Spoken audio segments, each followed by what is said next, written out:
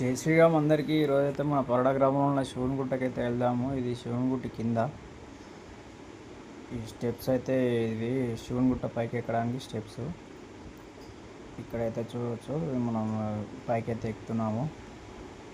వెనకాల అయితే గ్రీనరీ బాగుంది.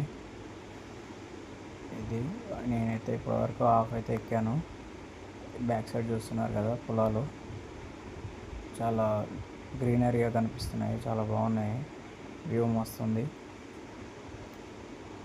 ఇది కనిపిస్తుంది కదా, అదే మన శివునిగుట్ట, మన పరడ గ్రామంలో ఉంటుంది. ఇది చాలా ఇయర్స్ క్రితం గుట్ట అని అంటారు. ఇక్కడ చూస్తున్నారు కదా,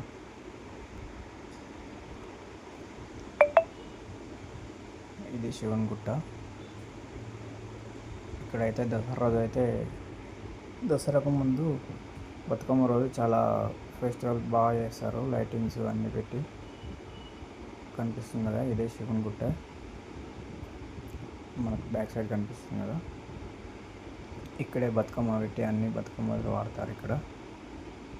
ఇది స్వయంభూ శివలింగం అండి.